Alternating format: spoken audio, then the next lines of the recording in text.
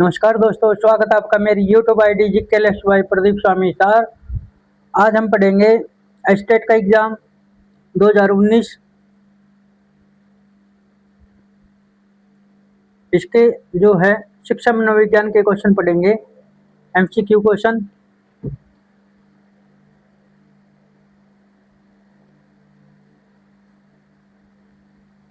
अब जो एग्जाम है स्टेट का 13 और 14 जून को होने जा रहा है, तो आप तैयारी करते रहें।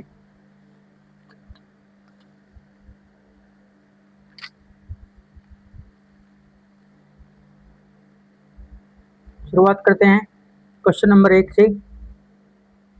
निम्नलिखित में से कौन सा वृद्धि एवं विकास के संदर्भ में सही नहीं है? नहीं वाला क्वेश्चन है ये। निम्नलिखित में से कौन सा वृद्धि एवं विकास के संदर्भ में सही नहीं है? पैर से सर तक, निकट से दूर, सर से पैर, वंशानुक्रम एवं वातावरण की अंतक्रिया। तो ये जो सही नहीं है, ए ऑप्शन इसका सही है, पैर से सर, इसका राइट आंसर है। बाकी जो ये 3 ऑप्शन है, ये तीनों इसके सही है, लेकिन ये पहला ऑप्शन है ये गलत है, तो इसमें गलत पूछा है। सही ऑप्शन कौन कौन से हैं वृद्धि एवं विकास के बारे में? ये निकट से दूर तक होते हैं, सर से पैर तक होते हैं, वंशानुक्रम एवं वातावरण की अंतक्रिया, ये तीनों सही है इसके। इसमें गलत पूछा है तो ये पैर से सर। नेक्स्ट क्वेश्चन है हमारा, निम्नलिखित में से कौन सा उपकरण संरचनात्मक आकलन के लिए उपयुक्त प्रतीत नहीं होता? नहीं वाला क्वेश्चन है ये। तो इसका जो राइट आंसर होगा मानदंड संदर्भित परीक्षण, सी इसका राइट आंसर होगा, मानदंड संदर्भित परीक्षण। ये नहीं वाला क्वेश्चन है। और जो संरचनात्मक आकलन के लिए प्रयुक्त है वो कौन कौन से है? प्रश्नोत्तरी, समूह परिचर्चा, वार्तालाप। नेक्स्ट क्वेश्चन है क्वेश्चन नंबर 3। 4 से 5 वर्ष की आयु में बालक में कौन से विकास की वजह से वह अपने माता के प्रति प्रेम तथा पितृ विरोधी भावना दर्शाने लगता है? माता के प्रति प्रेम, यहाँ पे पूछा है माता के प्रति प्रेम। तो माता के जो प्रति प्रेम होता है वो कौन सी ग्रंथि के कारण होता है? तो वो होता है ओडिपस ग्रंथि। डी इसका राइट आंसर है, ओडिपस ग्रंथि के कारण बच्चे का माँ के प्रति प्रेम होता है, ओडिपस ग्रंथि। डी इसका राइट आंसर है। और पिता के प्रति प्रेम होता है, वो कौन सी ग्रंथि होती है? इलेक्ट्रा ग्रंथि। पिता के प्रति प्रेम होता है वो होता है इलेक्ट्रा ग्रंथि के कारण। और माता के प्रति प्रेम होता है बच्चे का, वो होता है ओडिपस ग्रंथि।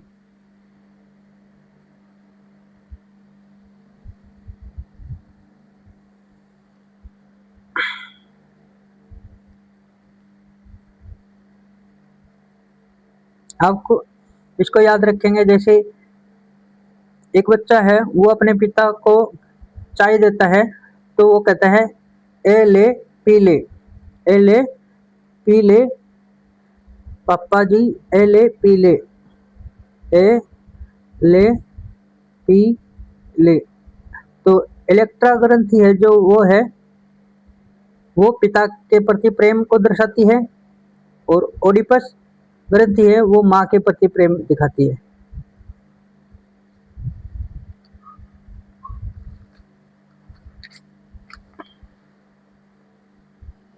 नेक्स्ट क्वेश्चन हमारा क्वेश्चन नंबर 4।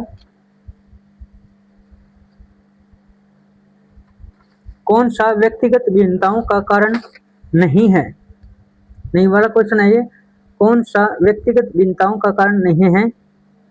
तो ये नहीं है निर्देशन। डी का राइट आंसर होगा निर्देशन। जो व्यक्तिगत भिन्नताएं हैं उसके कारण होते हैं वंशानुक्रम, वातावरण, परिपक्वता। जो निर्देशन है वो नहीं होता, तो इसमें नहीं वाला क्वेश्चन पूछा है, तो डी इसका राइट आंसर होगा। नेक्स्ट क्वेश्चन है क्वेश्चन नंबर 5, निम्नलिखित में से कौन सा प्रतिभाशाली बालकों के लिए संवृद्धि कार्यक्रम नहीं है? तो इसमें नहीं वाला क्वेश्चन है, तो इसका राइट आंसर होगा विशिष्ट आवासीय विद्यालय। विशिष्ट आवासीय विद्यालय, ये राइट आंसर है इसका। नेक्स्ट क्वेश्चन है क्वेश्चन नंबर 6, निम्नलिखित में से कौन सा मिलर तथा डोलार्ड द्वारा प्रदत्त अनुकरणात्मक व्यवहार का प्रकार नहीं है? नहीं वाला क्वेश्चन है ये, तो इसका राइट आंसर होगा सहसंबंधात्मक व्यवहार। सहसंबंधात्मक व्यवहार, बी इसका राइट आंसर है। नेक्स्ट क्वेश्चन है क्वेश्चन नंबर 7, शिक्षा मनोविज्ञान मनोविज्ञान की वह शाखा है जो शिक्षण एवं सीखने से संबंधित है, यह कथन दिया गया है। तो यह कथन किसके द्वारा दिया गया है? शिक्षा मनोविज्ञान मनोविज्ञान की वह शाखा है जो सीखने एवं सिखाने से संबंधित है, तो ये दिया गया है स्किनर द्वारा। बी का राइट आंसर होगा स्किनर द्वारा।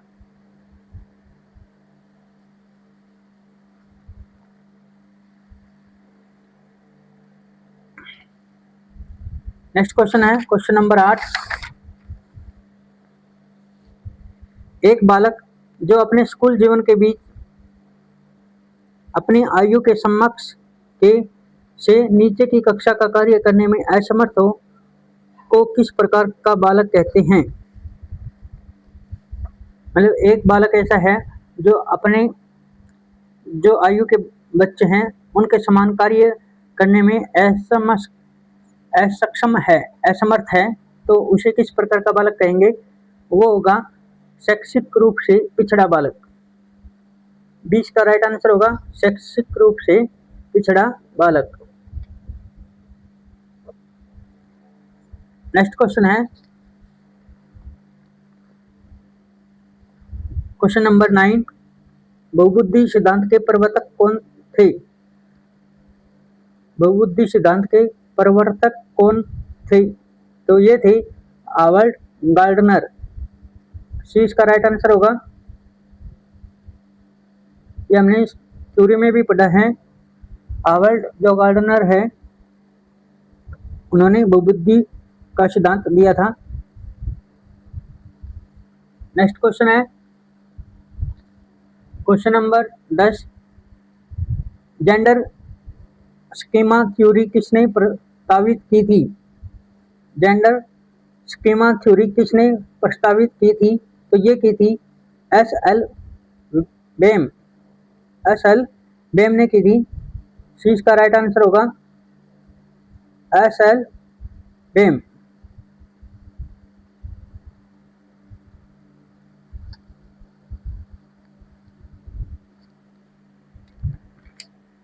नेक्स्ट क्वेश्चन हमारा क्वेश्चन नंबर 11,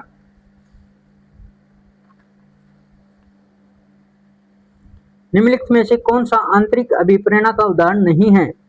नहीं वाला क्वेश्चन है ये। निम्नलिखित में से कौन सा आंतरिक अभिप्रेरणा का उदाहरण नहीं है? तो ये नहीं है प्रशंसा। इसका राइट आंसर है प्रशंसा। चिंता, फुलवृद्धि की आवश्यकता, आकांक्षा स्तर, ये तीनों हैं।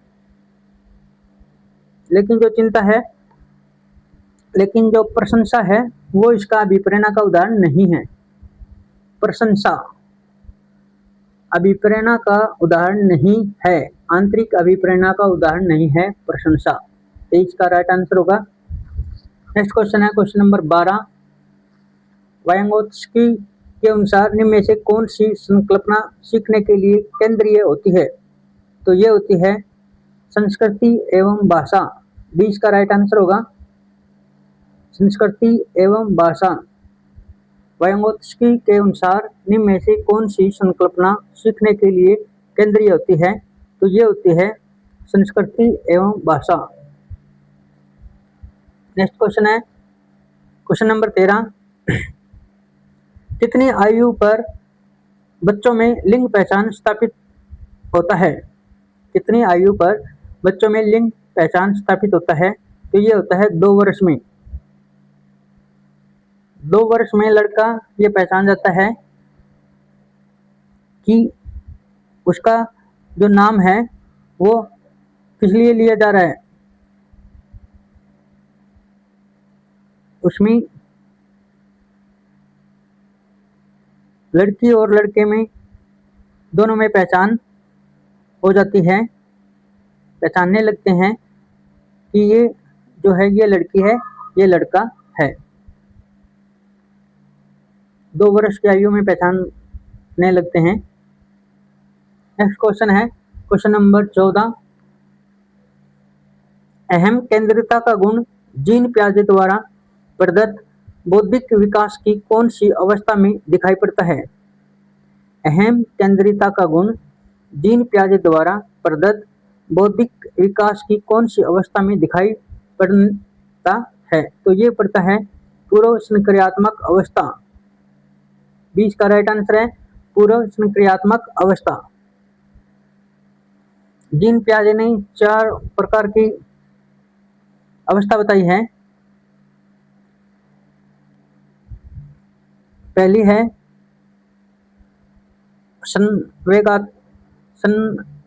संवेदात्मक गामक अवस्था, ये पहली है। ये होती है 0 से 2 वर्ष तक। दूसरी है पूर्व संक्रियात्मक अवस्था, ये होती है 2 से 7 वर्ष तक। तीसरी है मूर्त संक्रियात्मक अवस्था, ये होती है 7 से 11 वर्ष तक। और औपचारिक संक्रियात्मक अवस्था ये होती है 11 से ऊपर जो बच्चे होते हैं उनके। 3 अवस्था बताई है, आप इसको याद रखेंगे, इंग्लिश में याद रख लेना। ये है एसपी की चाइल्ड फोर्स, FORCE, एसपी की चाइल्ड फोर्स, इसे याद रखेंगे आप ट्रिक के साथ। एचपी की चाइल्ड फोर्स, एस से जो क्या बनेगी पहली stage sincere motor stage, P से प्री ऑपरेशनल स्टेज, और सी से बनेगी कॉन्क्रीट ऑपरेशनल स्टेज, और एफ से बनेगी फॉर्मल ऑपरेशनल स्टेज। जो ये है पहली स्टेज होगी सिंसियर मोटर स्टेज, ये 0 से 2 वर्ष तक। ये प्री ऑपरेशनल स्टेज होगी 2 से 7 वर्ष तक। और चाइल्ड सी से बना कॉन्क्रीट ऑपरेशनल स्टेज, ये होगी 7 से 11 तक। और फोर्स का हम एफ लेंगे तो ये बनेगा फॉर्मल ऑपरेशनल स्टेज, 11 से ऊपर। तो आपको याद करने में आसानी होगी, ये जीन पियाजे ने दिया था एच, आप इसको ट्रिक के साथ याद करेंगे, एचपी की चाइल्ड फोर्स। इसमें ये सारे आ जाते हैं, चारों स्टेज आ जाती है। आप इसका स्क्रीनशॉट भी ले सकते हैं, बहुत ही इंपॉर्टेंट है, ये क्वेश्चन जरूर आता है यहाँ से।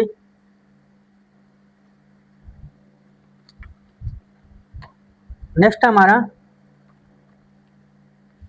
क्वेश्चन नंबर 15,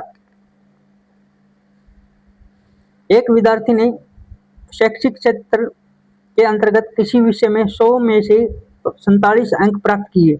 इन अंकों को CCE योजना के अंतर्गत किस ग्रेड में बदला जा सकता है? तो ये कौन सी ग्रेड होगी? 47 अंक उसने प्राप्त किए, तो ये ग्रेड का जो सिस्टम है इस प्रकार समझेंगे। ये A1 जो है 90 से 100 तक, जिन बच्चों के 90 से 100 तक अंक आते हैं वो A1 में रखे जाते हैं। A2 में 80 से 90 तक, और B1 में 70 से 80 तक, B2 में 60 से 70 तक और C1 में 50 से 60 तक और C2 में 40 से 50 तक। तो अब उसके कितने नंबर आए थे? 47 अंक बने थे उसके, तो ये आते हैं 40 से 50 तक, तो उसकी जो ग्रेड होगी C2। तो सी इसका आंसर राइट होगा।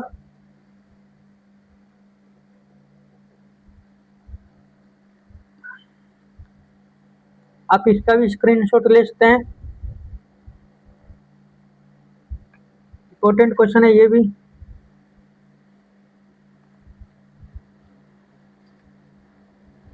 नेक्स्ट क्वेश्चन हमारा क्वेश्चन नंबर 16। नीचे अधिगम सिद्धांतों और उनके प्रतिपादकों के जोड़े दिए गए हैं, इंगित कीजिए कि किस जोड़े का मिलान सही नहीं है। तो यह सही नहीं है अनुकलन, अनुबंधन, अनुक्रिया। वुल्फ एंड रीड इन्होंने नहीं दिया था ये, बाकी जो ये तीनों है ये राइट हैं। अंतर्दृष्टि सूझ का सिद्धांत दिया था वर्डीमर एवं कोहेलर ने। उद्दीपन अनुक्रिया सिद्धांत थांडाइक, गेट्स, स्टीफन ने। और पुनर्वलन सिद्धांत हल एवं स्किनर ने।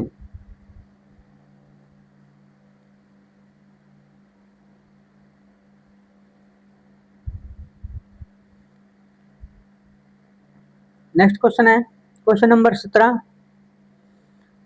फ्रायड द्वारा दिए गए मनोलैंगिक विकास की एक अवस्था निम्नलिखित में से कौन सी नहीं है? नहीं वाला क्वेश्चन है ये, तो ये नहीं है आई कार्निक अवस्था। डी इसका जो राइट आंसर होगा। आई कार्निक अवस्था ये नहीं है। जो ये तीनों अवस्था है ये इसकी सही है। मनोलैंगिक विकास की अवस्था कौन कौन सी है? मुख्य अवस्था, बुद्धावस्था, गुप्त अवस्था, ये तीनों हैं, लेकिन ये जो चौथी है ये नहीं है। इसमें नहीं वाला क्वेश्चन पूछा है, तो राइट आंसर होगा डी, फोर्थ। और ये किसने दिया था? ये मनोलैंगिक विकास की अवस्था तीनों किसने बताई है? फ्रायड ने। मुख्य, बुद्धा, गुप्त, ये अवस्थाएं होती हैं, फ्रायड द्वारा दी गई है।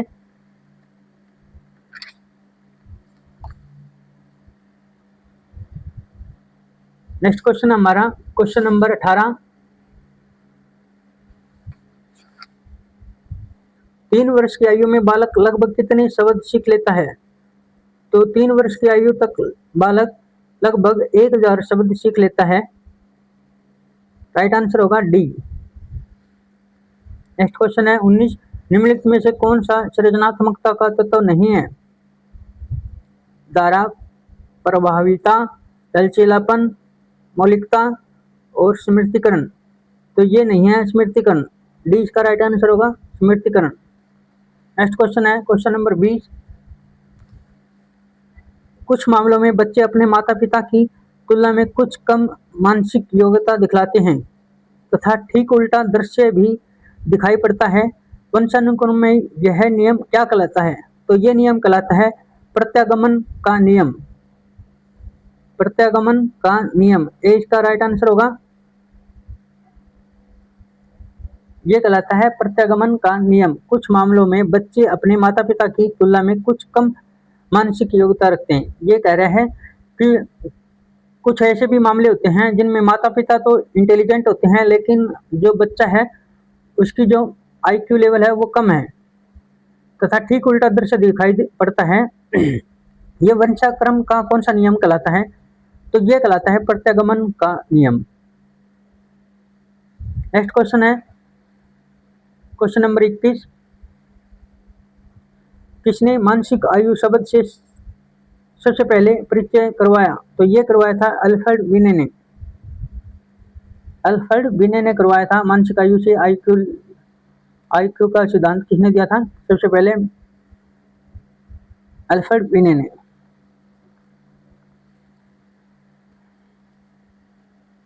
नेक्स्ट क्वेश्चन हमारा क्वेश्चन नंबर 22।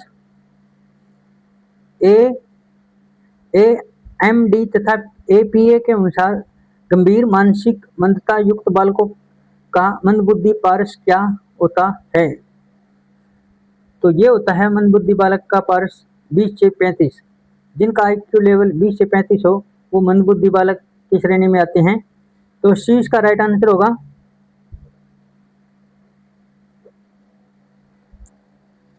क्वेश्चन नंबर 23 है, राष्ट्र के अनुसार विकास की कौन सी अवस्था को मिथ्या परिपक्वता काल कहा गया है?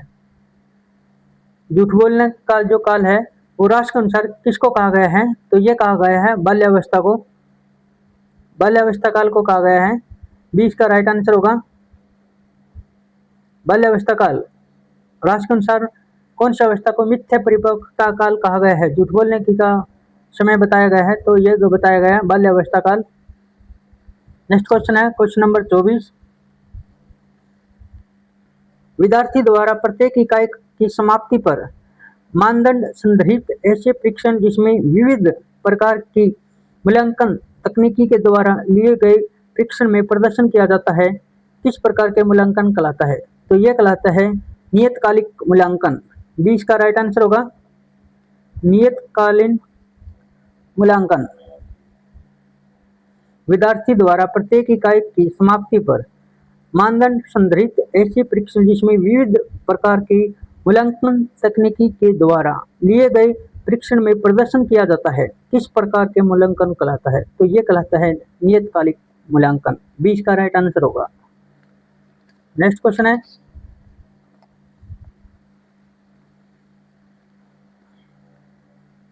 क्वेश्चन नंबर 25, आरंभिक बाल्यकाल का आयु समूह काल क्या होता है?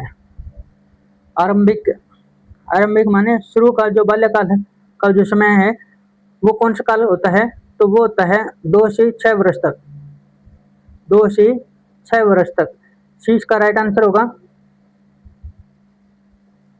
बाल्यकाल काल कहा गया है 2 से 6 वर्ष तक। सी इसका राइट आंसर है। नेक्स्ट क्वेश्चन है क्वेश्चन नंबर 26, डिस्लेक्सिया संबंधित है। डिस्लेक्सिया किससे संबंधित है? ये है पठन विकार से। 20 का राइट आंसर होगा पठन विकार। डिस्लेक्सिया किससे संबंधित है? पठन विकार। जिसमें डिस्लेक्सिया जिसमें बीच में लय आ जाए वो क्या है? लय पे। लय पे का मतलब है पढ़ना। पठन विकार जिसमें बीच में इसमें लय आया हुआ है तो लय पे। तो ये है पढ़ने से संबंधित विकार, पठन विकार। और जिसमें पे और लय बीच में पे आ जाए वो क्या है? लिखने संबंधित। नेक्स्ट क्वेश्चन है क्वेश्चन नंबर 27, जब एक ही विषय के विकास का अध्ययन अधिक समयावधि तक किया जाता है इसे अध्ययन को कहते हैं। इस अध्ययन को क्या कहते हैं? अनुदैर्घ्य अध्ययन। 20 का राइट आंसर होगा अनुदैर्घ्य अध्ययन। जब एक ही विषय के विकास का अध्ययन अधिक समयावधि तक किया जाता है उसे अध्ययन को क्या कहते हैं? तो उसे कहते हैं अनुदैर्घ्य अध्ययन। नेक्स्ट क्वेश्चन हमारा क्वेश्चन नंबर 28, सीखना विकास की प्रक्रिया है कथन किसके द्वारा दिया गया? तो ये दिया गया था वुडवर्थ। ए इसका राइट आंसर होगा वुडवर्थ। सीखना विकास की प्रक्रिया है, ये किसने कहा था? ये कहा था वुडवर्थ ने। ए इसका राइट आंसर होगा। नेक्स्ट क्वेश्चन हमारा 29वां 29, किस बच्चे में सृजनशीलता विकसित करने के लिए अध्यापक को नहीं करना चाहिए? किसी बच्चे में सृजनशीलता विकसित करने के लिए अध्यापक को नहीं करना चाहिए। बच्चे की क्रियाओं को प्रतिबंधित। ए इसका राइट आंसर होगा। यदि शिक्षक बच्चे की क्रियाओं को प्रतिबंधित कर देगा, उन पर बैन लगा देगा, तो बच्चे सीख नहीं पाएंगे, खुद सीख नहीं पाएंगे, सृजनशील नहीं बन पाएंगे। तो ए इसका राइट आंसर होगा। नेक्स्ट क्वेश्चन है क्वेश्चन नंबर 30, एक विद्यार्थी नए ज्ञान को इस तरह से सीखता है कि पहले से सीखे हुए संप्रत्यय एवं नियमों का परिमार्जन तथा विवर्धन करता है, इस प्रकार का अधिगम कहलाता है। इस प्रकार का अधिगम क्या कहलाता है? सहसंबंधात्मक सीखना। सहसंबंधात्मक सीखना, डी इसका राइट आंसर होगा सहसंबंधात्मक सीखना। चौथा इसका राइट आंसर है एक विद्यार्थी नए ज्ञान को इस तरह से सीखता है कि पहले से सीखे हुए संप्रत्यय एवं नियमों का परिमार्जन तथा विवर्धन करता है, इस प्रकार का अधिगम कहलाता है सहसंबंधात्मक सीखना। डी इसका राइट आंसर होगा। तो ये था हमारा एस्टेट 2019 का एग्जाम। एस्टेट 2019 लेवल 1 जेबीटी का एग्जाम पढ़ रहे थे हम, शिक्षा मनोविज्ञान।